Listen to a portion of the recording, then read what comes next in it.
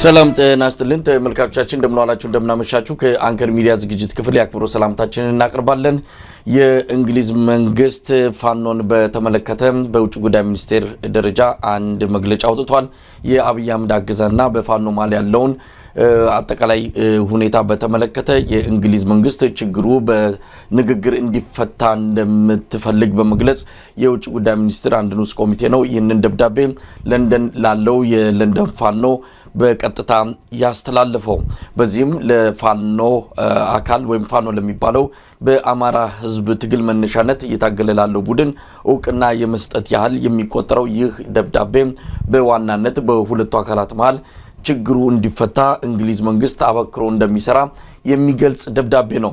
በቅርቡ አንከር ሚዲያ ባገኘው መረጃ መሰረት ምዕራባውያን መንግስታት በፋኖ አንጻር አቋማቸውን ሊቀይሩና ለፋኖ እውቅና ለመስጠት ዝግጅት እያደረጉ እንዳለ መግለጻችን የሚታወስ ነው። ይህ የእንግሊዝ መንግስት ደብዳቤ ለዚህ እውቅና ለመስጠት የሚያስችል የመጀመሪያው ምዕራፍም ተደርጎ ተወስዷል።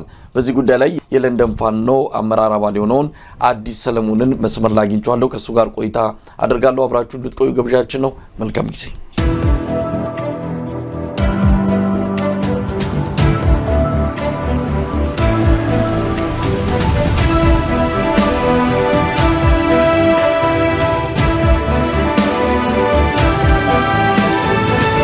ጤና ይስጥልን አዲስ።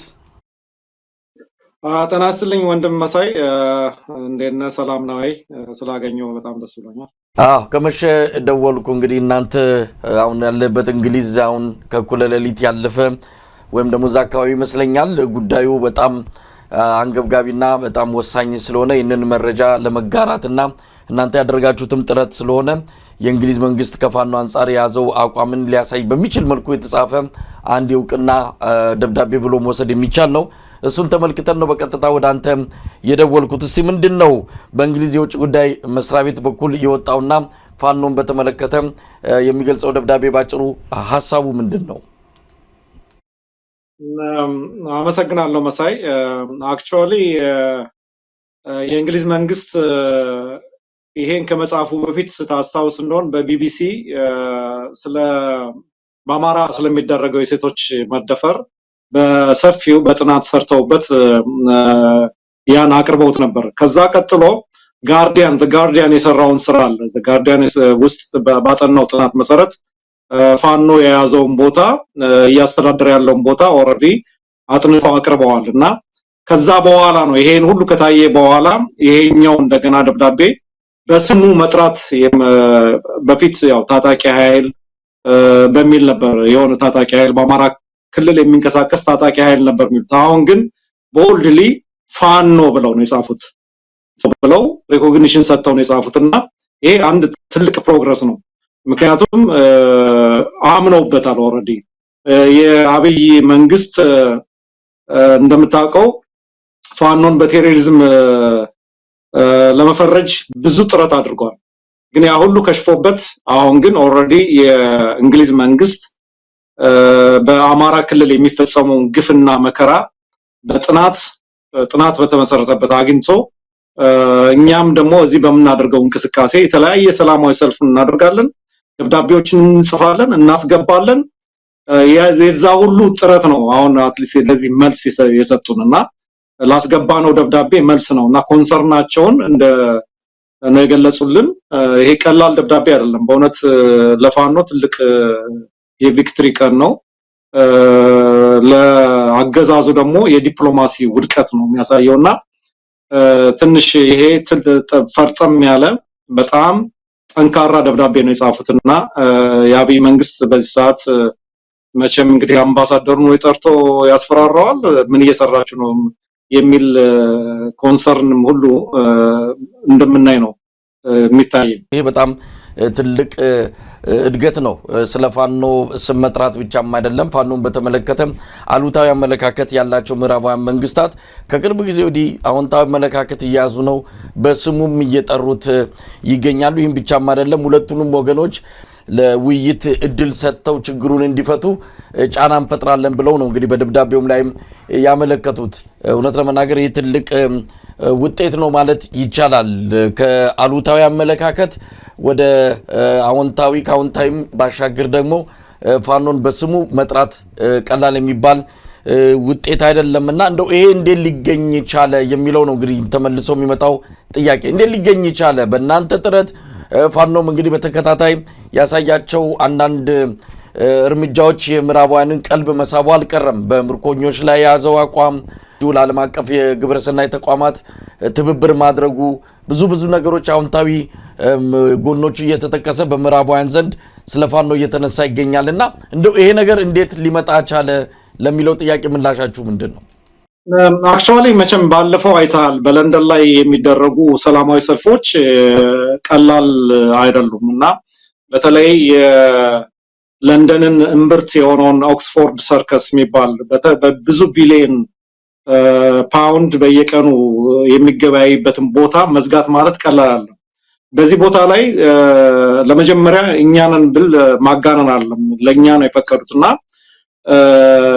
ይሄን መንገድ ዘግተን ነው። ከዛም ደግሞ ምንበትናቸው ለፍሌቶች አሉ። በአማራ ላይ እየደረሰ ያለው ግፍና መከራ፣ ሞት ይዘነው የምንወጣ ምስሎች ራሱ ቀላል አይደለም። ያ ምስል ህዝብ ነው፣ ቲክቶከሮች፣ የተለያዩ የሚዲያ ሰዎች እየቀረጹ ነው እና ኢሜል በቃ በጊዜው ኢሜል ፕሬሸር በሶባቸዋል። እኛም ደግሞ አላቆምንም። በየወሩ ሰላማዊ ሰልፍ ይደረጋል። የምንበትነውን እንበትናለን፣ ግፍና መከራውንም እናሳያለን።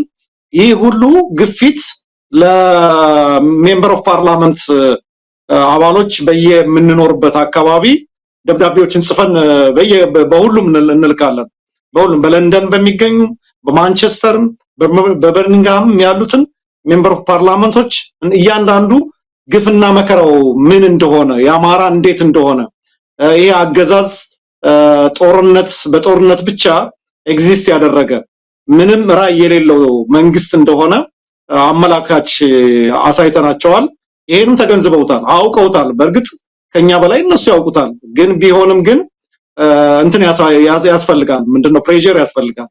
ይሄን ፕሬሸር ግን ያው ውጤት አምጥቶ የኛም ደግሞ በየቦታው እንደምታየው በኤርፖርቶች በኤግዚቢሽን ቦታዎች በተለያዩ ቦታዎች እየገባን የምናደርጋቸውን ትግል እያንዳንዱ ውጭ ጉዳይ ሚኒስትሩ፣ ጠቅላይ ሚኒስትሩ ሁሉም ቦታ ላይ ጆሮ ይደርሳል እና ይሄም ራሱ ትንሽ የውጤታችን ፍሬ አፍርቶ ለዚህ በቅተናል ብዬ እገምታለሁ። ወንድሜ መሳይ እንግዲህ በቀጥታ ለለንደን ፋኖ አመራሮች የተላከ ምላሽ የተሰጠ ደብዳቤ ነው። ለወርቁ ተሾመ ነው። ወርቁ ተሾመ የለንደን ፋኖ አመራር አባል ነው። እንግዲህ በጥያቄ አቅርባቸዋል። በአማራ ክልል እየተካሄደ ያለው ዘርፈ ብዙ መንግስት ተኮር ጥቃት ወደ ብዙዎች እንደሚሉትም ከሆነ የዘር ማጥፋት ተብሎ ሊገለጽ በሚችል መልኩ ከፍተኛ የሆነ በደልና ስቃይ ነው በአማራ ሕዝብ ላይ እየደረሰ የሚገኘው። በቅርቡ የቢቢሲ እንግዲህ ቀደም ሲል ማን ተገልጿል። ቢቢሲ በጣም ጠንካራ የሆነ ሪፖርት ነው ያወጣው። ዘጋርዲያንም ተከትሏል። እነዚህ በሙሉ የእንግሊዝ ሚዲያዎች ናቸው። ዝም ብለው አይደለም እነዚህ ሚዲያዎች አንድን ነገር ሲያወጡ ቀጥታ የፖለቲካ መልእክትም እንዳለው በቀላሉ መረዳት የምንችለው ጉዳይ ነው። በደቡብ አፍሪካ በተካሄደው የቡድን 20 ሀገራት ስብሰባ ላይ የእንግሊዙ ጠቅላይ ሚኒስትር ከአብይ አህመድ ጋር በመታየቱ እንዲሁ ተቃውሞ በጠቅላይ ሚኒስትሩ ላይ ደርሷል። ኢትዮጵያውያን እንዴት ከዚህ ሰው ጋር መጨባበጥ አስፈለገም? ህፃናት ገዳይ ነው፣ ሴቶችን ደፋሪ ነው በሚልም ተቃውሞ ያሰሙበት ሁኔታ ነው ያለው። በአጠቃላይ ቀላል ጥረት አልተደረገም የእንግሊዝን አቋም ለመቀየር። ግን ይቀራል፣ ብዙ ነገር ይቀራል። እንደው ከዚህ ደብዳቤ ተነስተን ምን ማለት እንችላለን? ይሄ ደብዳቤ በአገዛዙ ላይ ሊፈጥር የሚችለውንም አጠቃላይ ስነ ልቦና መሸበርን ጨምሮ ምን አይነት ተጽዕኖ ይፈጥራል የሚለውን እንዴት ታየዋለህ? ከፍተኛ ተጽዕኖ ነው የሚፈጥረው። እንግዲህ እንደምታየው እኛ በምናደርጋቸው እንቅስቃሴዎች የተለያዩ ያው ነገሮች ይደርሱብናል። ግን ቢሆንም እኛ ያለንበት ሀገር ኦልሬዲ የዚህ ሀገር መንግስት ስለሚያውቅ ይሄ አሁን ምንድነው አማራው እንደዚህ አይነት ነገሮች ደረሱ ብሎ ተቆራርጦ መቀመጥ ብቻ ሳይሆን ይቀጥላል፣ አናቆምም። ይሄ መንግስት ይሄ ስርዓት እስከሚገረሰስ ወይንም ደግሞ ይሄ ስርዓት ለፍርድ እስከሚቀርብ ድረስ እንታገላለን። ትግላችን ማጠናከር ነውና መንግስቱም ራሱ አውቆታል። ይሄን ስላወቀ ነው እንደምታየው ፊልም ሰርቶ የፋኖን ወደ አሸባሪ ብሎ ለመፈረጅ የሄደበት በጣም አስቀያሚ የሆነ የእጅ አይተዋል በእጅ ቆረጣ ቆርጦ ድራማ ሰርቶ ለመንግስት ለተለያዩ የዓለማት መንግስቶች ፋኖን በቴሮሪዝም ለመፈረጅ ያደረገው ከሽፎበታል። ይሄ ስለከሸፈበት ነው አሁን የሚያደርገው የሚጨብጠው አጥቷል መንግስቱ እና ኦሬዲ ብዙ ነገሮች ስራዎች እየተሰሩ ነው። መሬት ላይ ያሉ ወንድሞቻችንን ብዙ እየሰሩ ነው። ይሄ ስርዓት የሚቆይ ስርዓት አይደለም። ይሄም ገብቷቸዋል። የእንግሊዝ መንግስትን ብቻ አይደለም። አሁን የእንግሊዝ መንግስት ቅድሚያውን ለመውሰድ ነው እንጂ አብዛኞቹ ገብቷቸዋል። ግን አሁን ቅድሚያውን የእንግሊዝ መንግስት ገብቶት ታጣቂ ከማለት ወጥቶ ፋኖ ብሎ በስሙ መጥራቱ ራሱ ትልቅ ፕሮግረስ ነው። ፋኖ የሚለውን ነበር መጥራት የማይፈልጉት በፊት ያው በአማራ አካባቢ የሚንቀሳቀስ ታጣቂ ነበር የሚሉት። አሁን ግን ፋኖ እኩል ከመንግስት ጋር እንደም ከመንግስት በላይ ነው አግንነው ያወጡትና ኮንሰርናቸውን ጽፈዋል። እዛ ላይ እየተደረገ ያለውን ግፍና መከራ፣ ሰቆቃ፣ ግድያ፣ እስራት በአማራ ላይ የሚደረገውን ጄኖሳይድ አውቀውታል። ስለዚህ አሁንም ምንድነው ሁላችንም ይሄ አገዛዝ ምንድነው የተለከፈ ውሻ ሁሉን እየበላ ወደ ህመም ከመዳረጉ በፊት ማስወገድ አለብን እጅ ለእጅ ተያይዘን የሚለውን ነው እኔ ማስተላልፈውና የእንግሊዝ መንግስት በእውነቱ ይሄን ሪስፖንስ ሰጠ ብለን አሁንም አንተኛም፣ እንቀጥላለን። በእያንዳንዱ በየአካባቢያችን ያሉ የሜምበር ኦፍ ፓርላመንቶችን ቢሮአቸው ድረስ እየሄድን እናናግራለን። በተለይ እኔና ወንድሜ ወርቁ በምንኖርበት ኮንሲስተንሲ የሜምበር ኦፍ ፓርላመንት ወይንም አካባቢ የምንኖርበት አካባቢ የዴቪድ ላሚ ነው። ዴቪድ ላሚ ማለት ደግሞ የእንግሊዝ የውጭ ጉዳይ ሚኒስትር ነው። እሱንም በቀጠሮ ለማናገር ቅድና ፕላን አለን። እንቀጥላለን፣ ትግላችን ይቀጥላል። ስርዓቱም ደግሞ እድሜም አይኖረውም። አሁን ጥሩ ፕሮግረስ እያየን ያለን በመሬትም በውጭም ያለው ጥሩ ፕሮግረስ ነውና ሁሉም በተለይ በዓለማት እንደ እንግሊዝ ሌሎችም አካባቢ እንደዚህ አይነት ኤፈርት ቢደረግ ስርዓቱ የበለጠ ኤክስፖዝ ሆኖ እድሜው ያጥራል ብዬ ገምታለሁ። እንደው የደብዳቤውን ተጽዕኖ ደብዳቤው እንግዲህ ለፋኖም ለአገዛዙም በኩል ደረጃ ወደ ሰላም እንዲመጡ ጫና የእንግሊዝ መንግስት እንደሚያደርግ ነው። ምናልባት ለአብይ አህመድ አገዛዝ ይሄ ደብዳቤ በቀጥታ ተልኳል። ይሄንን ስለዚህ ጉዳይ ያቁታል ማለት እንችላለን። የተጻፈው ለለንደን ፋኖ ነው። በዚህ አጋጣሚ ለንደን ፋኖም በእንግሊዝ መንግስት ዘንድ እውቅና ማግኘቱንም የሚያመላክት ነው። ስለዚህ ለአብይ አህመድ አገዛዝም እንዲያውቀው ተደርጓል ማለት ነው። እየተደረገ ስላለው አጠቃላይ የሰብአዊ መብት ቀውስ እንግሊዝ በጣም እንደሚያሳስባት ነው በውጭ ጉዳይ ሚኒስቴር በኩል በመስሪያ ቤቱ በኩል የወጣውና ለእናንተ የተላከው ደብዳቤ የሚያሳየው። ስለዚህ ለአብይ አህመድ ደርሶታል ማለት እንችላለን። አብይ አህመድ እንደምታውቀው ቲክቶክ አያልፈውም። እንኳን ይሄ እንደዚህ አይነት ደብዳቤዎች አይደለም ቲክቶክ ላይ ተጥዶ ቁጭ ብሎ የሚያይ ሰው ነውና ይሄ ደብዳቤ ለአብይ አገዛዝ ይደርሰዋል በአምባሳደሩ አማካይነት እና ደርሶት እንግዲህ የሚሰጠው መልስ ነው የምናየው። ግን ይሄ በጣም አስፈሪ የሆነ ደብዳቤ ነው። እኩል መፈረጅ ቀላል አይደለም። የፋኖን እንደ መንግስት ነው ሪፕሬዘንት ያደረገውና ይሄ በጣም ትልቅ ፕሮግረስ ነው። ለኛም ጥሩ ውጤት ነው ብዬ ነው ማስበው መሳይና በእውነት ቀላልም አይደለም። ይሄ ትልቅ የዲፕሎማሲ ፍሬ ነው ያፈራው። ይሄን ፍሬም በማየታችን ትግላችንም ወደፊት እንድንቀጥልና ወደፊት እንድንበረታ አድርጎናል። አሁንም ቢሆን ይቀጥላል። በየወሩ ሰላማዊ ሰልፍ እናደርጋለን። ለዚህ ደግሞ የጀርባ አጥንት የሆነችው የዩናይትድ አረብ ኤሚሬት ነው። የዩናይትድ አረብ ኤሚሬቶችንም በየቦታቸው በኤምባሲም እየሄድን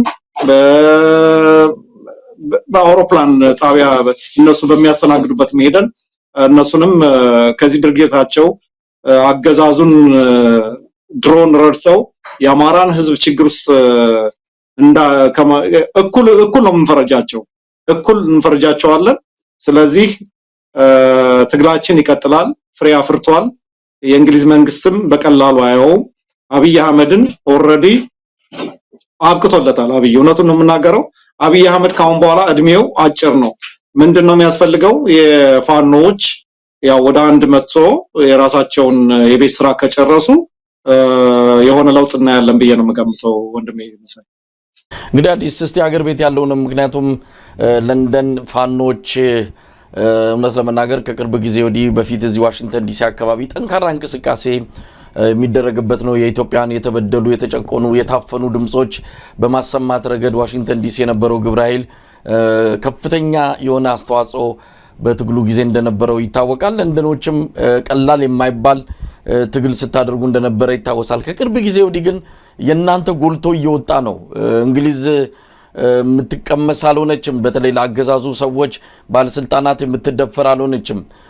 ሰላማዊ ሰልፍ የምታደርጉት በቅርቡም ቀደም ሲል የጠቀስከውም በዛ በኦክስፎርድ አደባባይ ያደረጋችሁት ደማቅ ትዕይንትም የብዙዎችን ቀልብ የሳበ ለእንግሊዝ መንግስትም እንደዚሁ መልእክት እንዲደርሰው የተደረገበት አጋጣሚ ነው የፈጠረውና ሀገር ቤት ያለውን ነገር እንዴት ነው የምትከታተሉት? ነገሮች ቀደም ሲል እንዳልከውም አገዛዙ በተስፋ መቁረጥ የሚወስዳቸው እርምጃዎች በየጊዜው ሰዎች እየተገደሉ ነው፣ እየተደፈሩ ነው። አሁን ዛሬ የሰማነው መረጃ በራሱ ከጎንደር አካባቢ በጣም የሚያስደነግጥ ነው። ወደ 80 የሚጠጉ የፋኖ ቤተሰቦች ሴቶች ናቸው፣ እናቶች፣ ሚስቶች ተይዘው ተደብድበው ተደፍረው እንዳለ ነው የሰማነውና እንዲህ አይነት ነገር የሚከሰትበት ቀጠና ሆኗል የአማራ ክልል። ምን ማለት ይቻላል? አዲስ በእውነት ኢትዮጵያ በታሪክ እንደዚህ አይነት ችግር አጋጥሟትም አያውቅም። ምክንያቱም እንደዚህ አይነት የተለከፈ ጭንቅላቱ በጦርነት ብቻ የሚያስብ በጦርነት ኤግዚስት ማድረግ የሚፈልግ መንግስት በኢትዮጵያ ታሪክ አጋጥሟት አያውቅም። ይሄ ምንድነው? እንደምታውቀው የአማራው ትውልድ ያው ኢትዮጵያ በኢትዮጵያነቱ ኢትዮጵያ ብሎ ለረጅም ጊዜ የቆየ ነው። እንደዚህ አማራ ብሎ ወርዶ አልተደራጀም ነበር። ያው ያልተደራጀ ደግሞ የሚደርስበትና ግፍን መከራ የታወቀ ነው። ስለዚህ አሁን ግን ቢያንስ በታሪክ አማራው እንደዚህ ታጥቆ አያውቅም፣ እንደዚህ ተደራጅቶ አያውቅም። ስለዚህ መከራና ግፉ በአጭር ጊዜ ያከትማል ብዬ ገምታለሁ። ይሄ ሰው በጣም የተለከፈ ነው እና እንደምታየው ነው። ምንድነው እኔ ከሞትኩ ሰርዶ አይብቀል አይነት ነገር ነው። ተስፋ ቆርጧል። የተስፋ የቆረጠ ደግሞ አገዛዝ የሚያደርገው ይሄን ነው፣ ግፍና መከራውን ማጠንከር ነው። ከዛ ግን የመጨረሻው ውድቀቱ ወደ ሌላ ህዝብ ይዞ እንዳይወድቅ ነው እኛ የምንፈራው። ምክንያቱም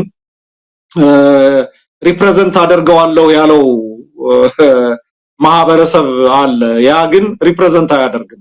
ያንን ማህበረሰብም ራሱ እየገደለ ነው ያለው፣ እየጨፈጨፈ ነው ያለው። ድምጽ አልባ ጭፍጨፋ ነው የሚያደርገውና አሁንም እኔ ምንድነው ማደርገው ይሄ ማስተላልፈው መልእክት የአማራው ግፍና መከራ በእያንዳንዱ ህዝብ ላይ ፔኑ ሊሰማው ይገባል። ይሄ ፔን ከተሰማው በጋራ በየትኛውም በደቡብም በምስራቅም በምዕራብም የምንገኝ ወገኖቻችን የኦሮሞውም የከምባታውም ሀዲያውም ሶማሌውም ይሄ ግፍና መከራ በየተራ ነው የሚደርሰውና እጅ ለእጅ ተያይዘን የአማራን ችግርና ሰቆቃ መከራ ከኛ ጋር ተጋርተው አገዛዙና እድሜውን አጭር እንድናደርግ ነው ጥሬን ማስተላልፈው። ካልሆነ ግን ይሄ ሰውዬ እንደምታየው ነው የድሬዳዋን ኢሹ አንተም ታውቀዋለህ። ድሬዳዋ የዚህ አካባቢ ነው፣ ድሬዳዋ የዚህ የኦሮሞ ነው ብሎ በግልጽ ተናግሮ ዛሬ በድሬዳዋ ላይ ያንዣበበው መከራ እያየው ነው እና በየትም አይተኛ ሰውዬ ነው። በየትኛውም አካባቢ ይሄ ሰውዬ አይተኛም እና የሰው ደም በጣም በየጊዜው ደም ካላየ የማይተኛ ግለሰብ ነው አብይ አህመድ ማለት እና ይሄን ሰውዬ ማስወገድ ያለብን የአማራ ብቻ አይደለም። ምክንያቱም ሁሉም መነሳት አለበት በጋራና በጋራ ሆነን ማስወገድ ካልቻል ይሄ ሰውዬ ገና ብዙ ነገሮችን ሊያበላሽ ይችላልና ያው እየወደቀ ያለ ስርዓት ደግሞ ሁሉን ነገር ጥሎ ነው የሚሄደውና አትሊስት እጅ ለእጅ ተያይዘን ይሄን መንግስት ማስወገድ አለብን ብዬ ነው ማስበው። ሚዲያዎችም ደግሞ በየቦታው የሚገኙ ሚዲያዎች ያው እናንተም አለ አንከር አለ የምታደርጉት በየጊዜው በጣም ጥሩ ነው። የአማራውን ችግርና ሰቆቃ ወደፊት አመጣችሁ ለዓለም ለሁሉም ንቃት እየፈጠራችሁ ስለሆኑ ሁሉም ሚዲያ ተረባርቦ በጋራ ሆኖ ይሄን ሰውዬ ከኢትዮጵያ ምድር ላይ ገሸሽ እንዲል ማድረግ አለብን ብዬ ነው ማሳስበው። መሳይ እንደው አዲስ ነው ወደ ደብዳቤው ልመለስ ቀላል ስላልሆነ በቀጣይም ከሌሎች የምዕራብ ሀገራት መንግስታትም የሚጠበቅ ነው። እነሱ ኢትዮጵያ ያለውን ሁኔታ በተመለከተ በሚያወጧቸው የጉዞ ማስጠንቀቂያ በደንብ እንደተረዱ በደንብ ነው የሚገልጹትና ሰክተዋል። ያለው ሁኔታ አላማራቸውም። የአብይ አህመድ አገዛዝ በፊትም ሲመጣ ጀምሮ እንዲሁ ሞራል ለመስጠት በሚል የኖቤል ሽልማት እንዲያገኝ ተደርጓል። ነገር ግን ሰውየው ያልተፈጠረበት እውቀቱም ልምዱም ምኑም ነገር ውስጥ ስለሌለ ሀገሪቱንም ቀጠናውንም ወደ ገደል ይዞ እየሄደ እንዳለ በሚገባ አውቀውታል። ነገር ግን እንደውሱን ከዛ አካባቢ ገለል በማድረግ የሚረከብና ሌላ ተተኪ ኃይል በሌለበት ሁኔታ እዛ የሚፈጠረው ክፍተት ተጨማሪ አደጋ እንዳይሆን በሚል ሰክተው እንጂ አብይ አህመድ ለሀገሪቱም ለቀጠናውም ትልቅ አደጋ እንደሆነ ሳይረዱ ቀርተውት አይደለም። በሚያወጣቸው ሪፖርቶች አንዳንዴም በተለያዩ ዲፕሎማቲክ ማህበረሰቡ በኩል የምናገኛቸው መረጃዎች የሚያሳዩት ሰውየው ገለል እንዲል ይፈልጋሉ። አሜሪካንም ያው እንግሊዝ አሁን ቀደመች እንጂ እና አሜሪካን በዚህ ጉዳይ ላይ ፋኖን በተመለከተ አዎንታዊ ኃይል በቀጠናው ላይ አዎንታዊ የሰላም ኃይል ሊሆን የሚችል አቅም ያለው እንደሆነ በይፋ ሊገልጹ መዘጋጀታቸውን የሰማነውና የዚህን ደብዳቤ እንደው ተጽዕኖ በተመለከተ ምን ማለት ይቻላል? በተለይ ለፋኖ ትግል በአጠቃላይ ለቀጠናው ምን አይነት እንደምታለው ማለት እንችላለን? በእርግጥ ምንድነው አሁን ፋኖች እንዲህ አይነት ሪኮግኒሽን ሲገኝ በስሙ ሲጠራ ራሱ ቀላል አይደለም እና በተለይ እየፈጠሩት ላለው አንድነት ወይንም አመራር ይዘው ወደፊት ለመምጣት የሚያደርጉት ጥረት ትልቅ ኢንፑት ነው። የደብዳቤ ሞራልም ነው፣ ለነሱም ስንቅ ነው እና ትግላችን እያፈራ ነው ያለ መሬት ላይም ራሱ አሁን ጥሩ እየሄደ ነው ያለ። ምክንያቱም ምንድነው እምብቅና ምኑ እየጠራ ነው ያለው። ይሄ ግብስብሱ የነበረው እየተወገደ ንጹህ እየተጣራ ነው ያለውና አሁን የፋኖ ትግል እንደምታውቀው ሰርጎ ገቡ ነበር በጣም ያስቸገረው። ይሄ ሰርጎ ገቦች ግን ትግሉ እየጠነከረ ሲሄድ አንድነቱ እየመጣ ሲሄድ ፋኖ ወደ አንድ ሆኖ አመራሩን ባንድ የበላይ አመራር ለመምራት ሲመጣ አብዛኛው ያው በድንጋጤ ብዙዎቹም የሸሹ አሉ። ሌሎችም ቢሆኑ እየጠፉ ለአገዛዝ ለመንግስት እየሰጡ ነው ያለ። እየጠራ ነው ያለ የፋኖ ትግል እየጠራ ነው ያለና ይሄ የሚያሳየው ፍሬ እያፈራ ነው ያለው ማለት ነው እና ጥሩ ንግግር አለ በመሬት ላይም በውጭም ያለው እንደዚሁ ነው። የዲፕሎማሲው ጥረትም ቀላል አይደለም። በየሀገራቶች ላይ ትልቅ ጥረት እየተደረገ ነው ያለ። ብዙ ስራ እየተሰራ ነው ያለ። እንዲህ ሊገለጹ የማይችሉ ስራዎች እየተሰሩ ነው ያሉት። በተለይ በአሜሪካም ራሱ የተዋቀሩ ብዙ እንትኖች አሉ። አቶ አምባሳደር ብርሃነ መስቀል የሚመራ ቲም አለ። እነሱም ብዙ ስራዎችን በዲፕሎማሲ እንትን እየሰሩ ነው ያሉት። እኛም ደግሞ በለንደን ቀላል አይደለም። በየኤግዚቢሽኑ ትልቅ ኤግዚቢሽን አለ አሁን እዚህ ለንደን ኦቱ የሚባል እዛ ላይ ተገኝተን የምናሰማው ዓለም ነው የሚሰማውና ቲክቶከሮች እዚህ ያሉ የእንግሊዝ ቲክቶከሮች እንዳለ ሚዲያዎች ወረቀት ምንበትናቸው ወረቀቶችን ለመቀበል ምክንያቱም ምስሉን ሲያዩ ወደ 15000 ነው። አሁን በቀደም በተደረገው ሰላማዊ ሰልፍ 15000 ሌፍሌት ነው የበተን ነው። እንግዲህ 15000 ቀላል አይደለም። እያንዳንዱ ኢሜል ያደርጋል ይጽፋል። ለዚህ ነው ጋርዲያን ራሱ ትልቅ ተነባቢ ጋዜጣ ነው በእንግሊዝ ሀገርና ጋርዲያን ዘገበው ማለት መንግስት ዘገበው ማለት ነውና ይህ ግፍ የሚያበቃበት ጊዜ እየደረሰ ነው። ይህ ደብዳቤ የሚያመለክተው ምንድነው? አገዛዙ ከስሯል፣ በዲፕሎማሲያው ከስሯል። ካሁን በኋላ ፋኖን በቴሮሪዝም ለመፈረጅ የሚያደርገው እንትን አብቅቶለታል። ኦሬዲ በስሙ እየተጠራ ነው ያለው። ኦሬዲ ጠርተውታል። ፋኖ አይተዋል። ደብዳቤው ላይ ፋኖ ብሎ ነው የጻፉት። በፋኖና በመንግስት ነው ያሉት። ከታጣቂ ወጥቶ አደረጃጀት ደርጅቶ ፋኖ የሚል ስም መሰጠቱ ራሱ ለኛ በጣም ትልቅ እንትን ነው ክብር ነውና በዚህ ደረጃ ላይ ተገኝተናል ይቀጥላል የእንግሊዝ መንግስትም ግፊት እናደርጋለን በየወሩ ሰላማዊ ሰልፍ እናደርጋለን አሁንም በሚቀጥለው ሰላማዊ ሰልፍ አለን ስለዚህ ትግላችን ወደፊት ነው የሚሄደው እና አዲስ በመጨረሻ ምን ማለት ይቻላል እንግዲህ ይሄ ደብዳቤ በምን አይነት ተጽዕኖ ይፈጥራል በሚቀጥሉት ቀናት ውስጥ የምናይ ነው የአብይ አህመድ አገዛዝ ምላሹ ምን ሊሆን ይችላል የሚለውንም እንዲሁ ቀደም ሲል አንተ ተጠቁማል አምባሳደሩን ጠርቶ ምን ያረጋችሁ ነው ሊልም ይችላል ግን እነሱ ከዛም አንፃር ብዙም ቦታ የሚሰጡት አይደለም ብዙ ነገር ያደረጉ ነው እነዚህ ሚዲያዎች እነ ቢቢሲ እነ ጋርዲያን ሌሎችም ነገ ከነጎዳ ሪፖርት የሚያወጡ እንደሚጠበቁ ነው የሰማነው ስለዚህ ይሄ ከዚህ ጀርባ እንደው እንግሊዝ ምንም እጁ የለም ብሎ ድምዳሜ መስጠት የሚቻል አይደለም ቢቢሲ ከግማሽ በላይ ባለቤትነቱ የእንግሊዝ መንግስት እንደሆነ ይታወቃል ሚዲያዎቹም ደግሞ የመንግስታቸውን ፍላጎት ብሔራዊ ጥቅም ተከትለው ነው ብዙ ነገሮችን የሚሰሩትና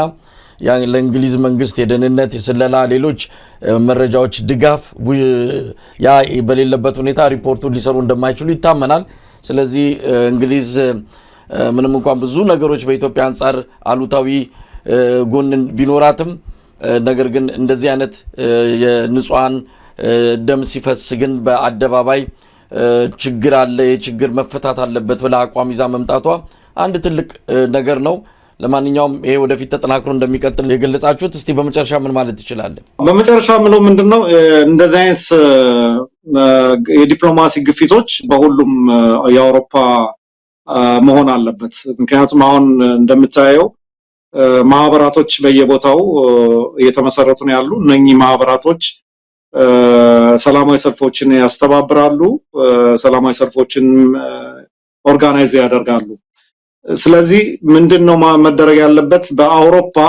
የተደራጀ ወይንም ጠንከር ያለ እንደዚህ እንደ ለንደን ፋኖ ጠንካራ ወጥ የሆነ አክቲቪዝም መፈጠር አለበት አገዛዙን የሚያስጨንቅ አገዛዙን በየሄደበት ችግር የሚፈጥር አገዛዙን የሚያጋልጥ ኃይል በሁሉም መኖር አለበት እና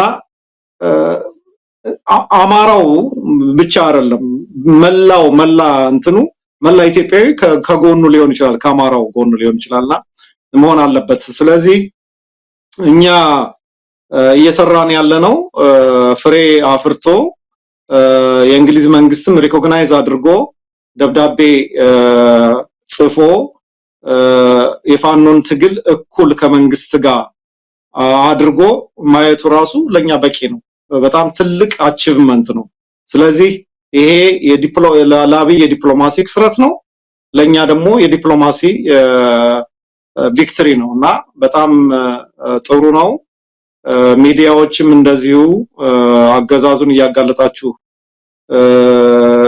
ያገዛዙን ግፍና መከራ በአማራ ላይ የሚደርሰውን ስለምታስተላልፉ በጣም እናመሰግናለን ትግላችን ይቀጥላል እናሸንፋለን አገዛዙ በአጭር ጊዜ ውስጥ ይወድቃል ብዬ ነው ማስበው ወንድሜ መሳይ አዲስ ሰለሞን ከለንደን ፋኖ በጣም አመሰግናለሁ እግዚአብሔር ይስጥልኝ አመሰግናለሁ መሳይ እንግዳ አድርገህ ስለጋበዝከኝ ሁሌም ያው ተጋብዘኛለህ አመሰግናለሁ